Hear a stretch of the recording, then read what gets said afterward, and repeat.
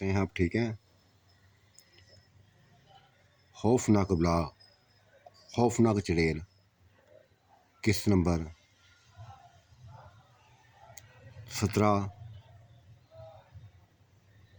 Part 17 पेशे हिदमत है। इसके बारे में भी अपनी राय दीजिएगा। निशा खूनहार हो गई थी, पागल हो गई थी, कुछ भी बर्दाश्त ना कर सकी थी। ये जो मेहमान आए थे, ये लोग जो आए थे, वो हाल किया था दोनों भाइयों को। कभी ज़मीन पर पटक देती, कभी दीवारों को साथ पटक देती। चीखों का सिलसिला जारी था। भाभियां उनको बचाने के लिए, अपने हामदों को बचाने के लिए आगे बढ़ती तो वही हाल उनका करती। उसकी आंखों में खून सवार था, मौत बनी हुई थी उनकी। तब उनकी माँ निशा के कदमों में बैठ गई, उसके पाँव में बैठ गई, उनकी जिंदगियों को भीख मांगने लगी थी। मैंने आगे बढ़ के रोक दिया था, निशा को पकड़ लिया, बड़ी मुश्किल से रोका था उसको, बड़ी मुश्किल से उसने कंट्रोल किया अपने आप को, वरना वो ख़त्म कर देती सबको। जो उसके इरादे थे, जो वो करना चाहती थी, बहुत भयानक काम करना चाहती थी। धीरे धीरे वो अपने संभलने लगी थी। ये कफियत तो उसके अंदर से ख़त्म होती जा रही थी, नॉर्मल होने लगी थी। तब मैंने कह दिया, मैं कहा सॉरी भाई, तुम्हारे साथ जो कुछ भी किया, जो कुछ भी हुआ, ये ऐसे नहीं हो गया था। क्या ज़रूरत पड़ी थी तुम लोगों को बल्कीस बेगम की ज़िंदगी में मुदाखलत करने की? तुम इसके भाई हो, ठीक है, मानता हूँ इसके भाई हो। इसने कौन सा गुनाह किया है, कौन सा जुर्म किया है? अगर इसने कोई शादी की है, लोगों का काम बातें बनाना होता है, बनाए बातें। ये कोई लोफर औरत हुई है? लोफर औरत तो नहीं है ये, ना बद चलना है, ठीक है।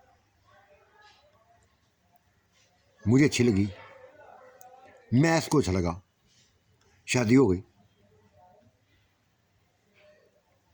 तुम तो ऐसे आ गए थे कि जैसे बस मार डालोगे इसको, मार डालोगे, मार डालोगे। नतीजा देख लिया क्या हुआ? ये तुम्हारी मौत बांध सकती थी, मार सकती थी, तुम्हें ख़त्म कर सकती थी, यहाँ ही कब्रें बना सकती थी। अगर मैं इसको ना रोकता तो ये सभी कुछ कर गुजरती। वो मेरी बातें सुनते जा रहे थे और निशा को अजीब सी नज़रों से देख रहे थे। उन्हें कुछ यकीन नहीं आ रहा था कि एक औरत, एक स्मार्ट सी औरत, छोटी सी उम्र की औरत, उसके अंदर इतनी ताकत है, इतनी ताकत है। उनके तो सोचों में ना थे, उनके वहमों गुमान में भी ना था कि मामूली सी एक औरत अपने अंदर ऐसी ताकत रखती है।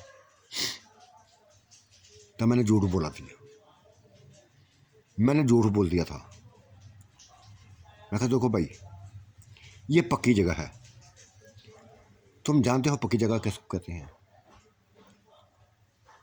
हमने सुना हुआ है, पक्की जगह उसको कहते हैं जहाँ जिन्नात का बसेरा हो, जिन रात रहते हों, जिन्नात रहते हों, जिन्नात की बस्तियाँ हों। ये जगह से खौफ आता था। तुम भी शायद जानते हो इस बारे में, मैं भी जानता हूँ, हर कोई जानता है। इसके अंदर कोई ये मेरी बीवी है, इसके अंदर कोई साया सवार हो गया है, साया सवार हो गया है, जो कुछ भी बर्दाश्त नहीं कर सकता, जो कुछ भी बर्दाश्त नहीं कर सकता।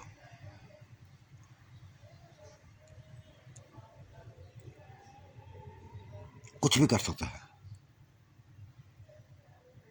जो भी हम लोगों के खिलाफ बात करेगा, ऐसा ही उसका हाल होगा। ये ऐसा ही करेगी। बड़ी कोशिश की थी मैंने कि इसके अंदर से साया ख़त्म हो जाए, लेकिन नहीं हुआ, नहीं हुआ। मेरी बातों को उनको यकीन आ गया था, वरना वो तो कुछ और समझने लगे थे। यहाँ तक मेरी बेगम बल्कीस बेगम भी उसको कुछ और रंग देने लगी थी। मेरी बातों ने उसको भी मुतमईन कर दिया। तब कह दिया था उसने, निशा का आगे बैठ कर कह दिया था, निशा मैं नहीं जानती थी, मैं नहीं जानती थी कि तुम्हारे ऊपर कुछ साया सवार है, लेकिन हो सकता है ऐसा हो। ये जगह ही ऐसी है, जिन्नात भूतों की जगह। हो सकता है कोई ऐसा ही काम हो सकता है कोई साया ही तुम्हारे ऊपर सवार हो, जिसने मेरे भाइयों को ऐसा हाल किया है। देखो आंटी, निशा बोली थी, कोई भी इस जात की खानदान में, जो भी इसके खानदान का कोई हिस्सा है, कोई फर्द है, उसके साथ कोई भी ज्यादती करेगा, माफ़ नहीं करूँगी मैं, मार डालूंगी। तुम इसकी बीवी हो। न जाने क्या ये सोच के आ गए थे, क्या सोच के आ गए थे। ठीक कर दिया मैंने इनको। अगर इन्होंने दोबारा कोई ऐसी हरकत की, दोबारा कोई ऐसी हरकत की, फिर ये मौत से नहीं बचेंगे, ये मौत से नहीं बचेंगे। सिर्फ एक बार ही मैं ज़िंदगी देती हूँ इसको, हर किसी को एक बार ही ज़िंदगी देती हूँ, दोबारा मौत बन जाती हूँ।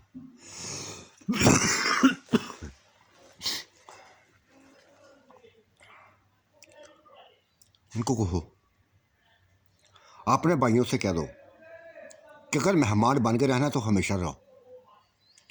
अगर कोई भी ऐसी बात की, कोई भी ऐसी बात की, तो फिर मैं नहीं देखूंगी कि ये मेहमान है, तुम्हारे भाई हैं, तुम्हारे माँ बाप हैं। वो सब कर गुजरूंगी जो तुमने सोचा भी ना होगा, जो तुम्हारे वहम गुमान में भी ना होगा, वो सब कर गुजरूंगी। मैं अपनी हिफाजत करना जानती हूँ, अपने मियाँ की भी हिफाजत करना जानती हूँ, और मेरे मियाँ के साथ जुड़ी हुई जिसकी भी ज़िंदगी हो, उसकी हिफाजत करना जानती हूँ। सभी कुछ कर सकती हूँ मैं। मेरे होते हुए सजाद के ऊपर कोई आँच आए, या तुम्हारे ऊपर कोई आँच आए, ये मुझसे बर्दाश्त नहीं होगा। ये ऐसी बातें थी जिसने बल्कीस बेगम के भाइयों के कान खोल दिए थे, उनकी भाभियों को कान खोल दिए थे। माफिया मांगने लगे थे, माफिया मांगने लगे थे। नशा उतर गया था, वो जो उनको ऊपर तूफान था, जो अपनी बहन के लिए गुस्सा था, ठंडा हो गया था। और खुद ही क्या दिया था भाभी ने, खुद ही क्या दिया था कि हाँ हाँ सजाद को ये, इसने कोई जुर्म थोड़ी किया है, कोई गुनाह थोड़ी किया है, शादी की है, चाहे पसंद की है, चाहे किसी की पसंद की है, शादी हो गई है, तुम्हारी बीवी है। हम गलत थे, हम ही गलत थे, हमें ऐसा नहीं करना चाहिए था। मैंने इनको समझाया था, दोनों भाइयों को समझाया था कि तुम्हारी बहन है, उनकी इज्जत का ख्याल रखो। लेकिन इनके ऊपर नशिया सवार था कि हमारी बहन ने ऐसा कदम उठाया क्यों, बर्दाश्त क्यों नहीं किया इसने। मार देने आए थे तुझे, खत्म करने आए थे, लेकिन अब कभी शायद ऐसा सोचेंगे ना, सोचना चाहिए भी नहीं है इनको। और निशा, तुम्हारे अंदर जो भी साया है, जो भी अंदर साया है तुम्हारे, उसने हमें साबित कर दिया, बता दिया है कि वो साया तुम सबकी हिफाजत कर रहा है, तुम सबकी हिफाजत कर रहा है। हाँ, ऐसा ही है। देखो भाभी, इनको समझा दो, अपने हामिदों को समझा दो, अपने माँ बाप को समझा दो, हर किसी को समझा दो कि इस खानदान के, हमारे मेरे खानदान के ऊपर, सजाद के खानदान के ऊपर कोई भी आँच आई तो फिर माफ़ नहीं करूँगी, फिर माफ़ नहीं करूँगी। बड़ी मुश्किल से मसला हल हुआ था, बड़ी मुश्किल से ये जो तूफान था ये थमा था, ये चीहो पुकार का सिलसिला रुका था। वो जख्मी हालत में भी पड़े हुए थे, ज़मीन पर पड़े हुए थे, घुटनों में सर देकर बैठे हुए थे, शायद सोच रहे थे कि उनके साथ ऐसा क्या से क्यों हो गया। इतने बड़े वजूद के मालक, इतने बड़े वजूद के मालक, एक मामूली सी कमज़ोर सी औरत, कमज़ोर सी लड़की, 16-17 साल की लड़की ने ये हाल कर दिया, ये हाल कर दिया। लेकिन सभी बातें सुन के उनको यकीन हो गया था कि ये लड़की के अंदर जो भी साया सवार है, जो भी साया सवार है, वो कुछ भी कर सकता है।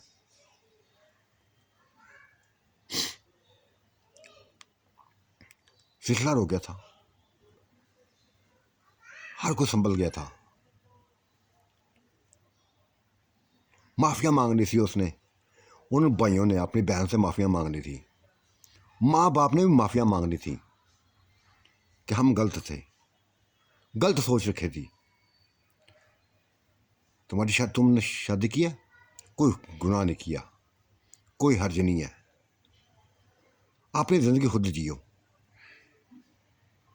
लेकिन ये सिर्फ गांव वालों ने बढ़ा चटाकर बातें की थी, ऐसी बातें करती थी कि बस कौन बर्दाश्त कर सकता है, कौन बर्दाश्त कर सकता है, कौन गैरत वाला भाई बर्दाश्त कर सकता है कि उसकी भाई, उसकी बहन घिनौने काम में पड़ी हो।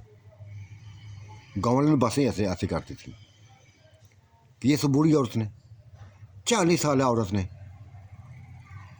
एक 16, 17, 17, 18 साल के बच्चे को भी ना छोड़ा, उसके ऊपर आशिक हो गई, उसकी दीवानगी हो गई, उसके साथ ही बस वक्त गुजारने लगी, रातों को मिलने लगी, उसको तन्हाइयों में मिलने लगी। गंदी औरत है ये। इसकी वजह से हमारी औलादें खराब होने का खदशा है। हमें खौफ है कि हमारी औलादों पर गलत असर ना पड़े। ये गाँव वालों ने ऐसी बातें की थी, तो क्यों दिमाग ख़राब ना होते, क्यों दिमाग ना हमारे ख़राब होते। लेकिन अब हमारे दिमाग ख़राब नहीं होंगे, सबक मिल गया है, हमें सबक मिल गया है। गहरी सांस ली थी मैंने, निशा को समझा दिया था, बल्कीस बेगम को समझा दिया था,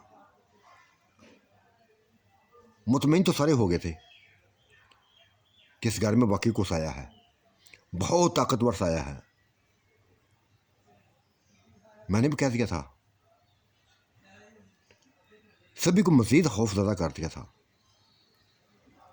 कि वो साया हम तीनों में से किसी के ऊपर भी वो सवार हो सकता है, चाहे मैं हूँ, चाहे बल्कीस बेगम हो, चाहे निशा हो। फिर मत कहना कि हम कंट्रोल से बाहर हो जाएंगे। डरा दिया था पूरी तरह,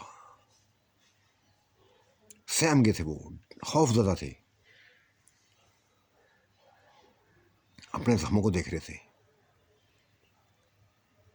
शुक्र था कि उनकी हड्डियां ना टूटी थी, हड्डियां ना टूटी थी, सिर्फ जख्मी हुए थे। कोई लंगड़ा का चेहरा था, को कुछ कर जिंदगी बच गई थी, बचा थी, निशा ने जिंदगी बचा दी थी उनकी। फिर खाने खिलाए गए। एक ऐसा माहौल पैदा कर दिया गया कि जैसे वो वाकई अपनी बहन से मिलने आए हों। भाभियाँ भी हंस हंस के बातें करने लगी थी। मुझे एक मुकाम दे मिल गया था। भाभियों ने कह दिया था कि देख सुजात, तुम अभी भी छोटे हो, बच्चे हो, जो भी कदम उठाया है, जो भी ये जो कदम उठा है, चाहे तुमने उठाया है, चाहे बल्कीस ने उठाया है, किसी ने भी जो जो कदम उठाया है, अब फास्ट करना है इसकी।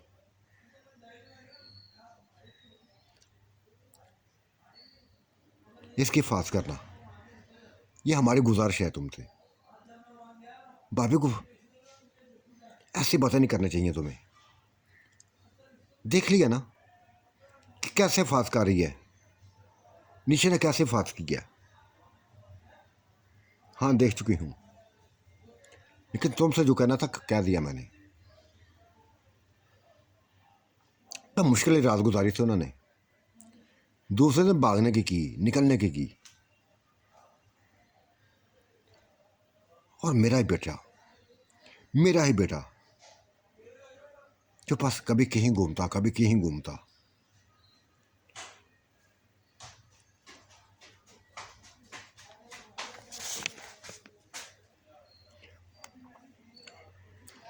मेरे बेटे के अंदर भी एक खौफनाकी थी,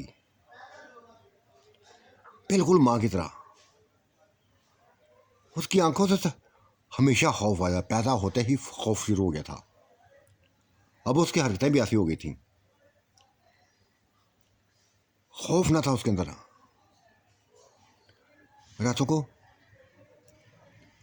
कभी गेट से बाहर निकल जाता, कभी फसलों में चला जाता, कभी दरख्तों पर चढ़ जाता। एक 6-7 महीने का बच्चा छलांगे लगाता हुआ नजर आता था। परेशान कर दिया था उसने। बल्कीस बेगम भी उसकी हरकतें देखती, बस कहती, लगता है सजाद, लगता है कि ये बच्चा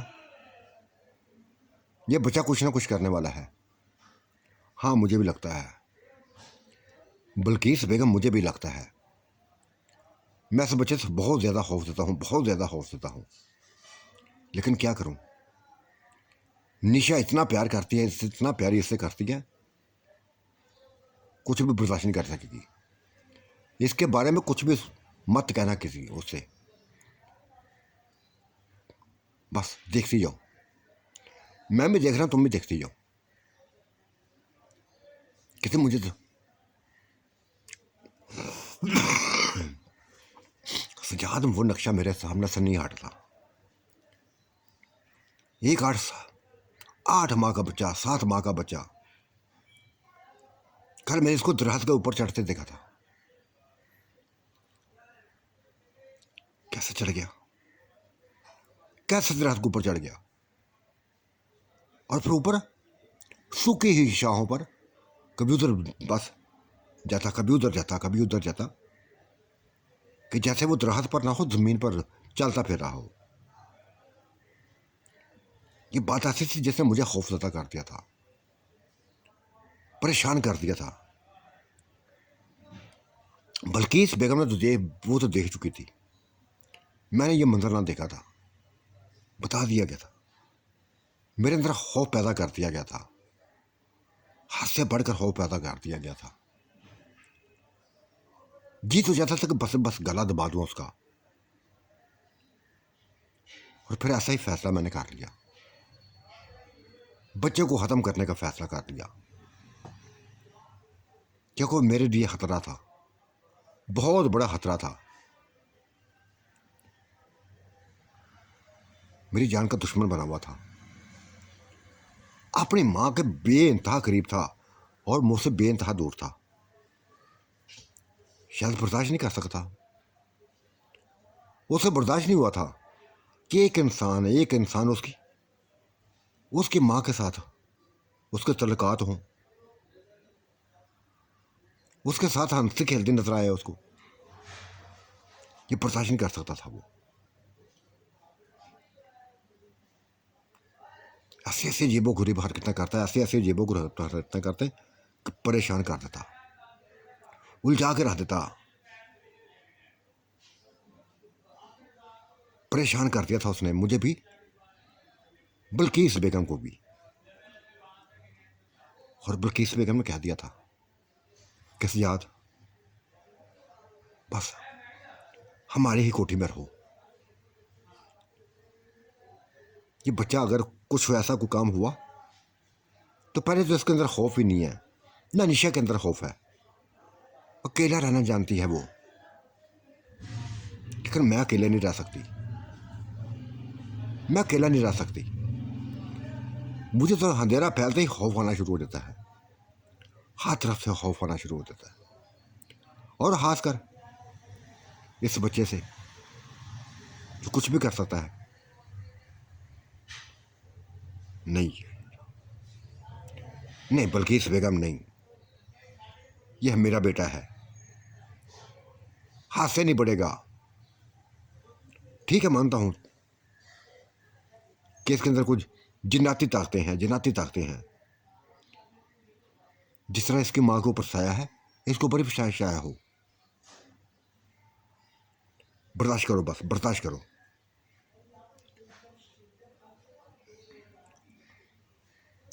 रात में बल्किस बेगम के उसी मकान में सोया था, लफ्ज़ों में डूबे हुए थे, एंजॉय कर रहे थे कि बस किसी चीज़ की गिरने की बात सुनाई दी, कांप के रह गए थे। क्या हुआ, ये क्या चीज़ गिरी है? बहुत जैसे ऐसी आवाज़ पैदा हुई थी जैसे कोई तूफान आया हो। बात हुई, मैंने बाहर देखा था, जरा से गिरे हुए थे। उफ खुदाया।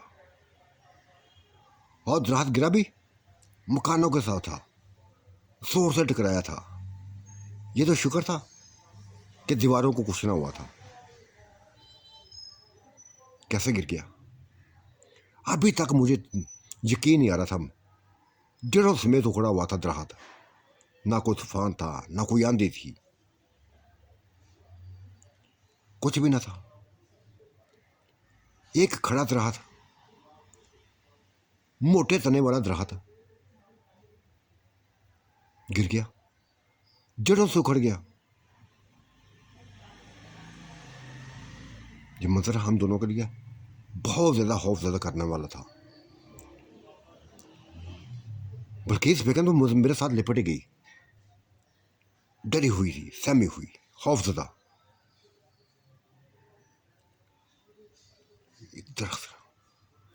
एक दरख्त जो गिरा हुआ था, छतों के साथ गिरा हुआ था, जड़ों से उखड़ा हुआ था। यकीन नहीं आया था उसको भी, ना मुझे यकीन आया था। किसने किया था? आसपास देखने लगा था, इर्द गिर्द देखने लगा था, लेकिन कुछ दिखाई ना दिया था, कुछ भी दिखाई नहीं दिया था। बल्किस के बेगम को उधर रोका तो बस तेजी के साथ निशा के घर की तरफ पहुंचा। वो पुरसुकून हो सोई हुई थी, बेटा भी उसका सोया हुआ था,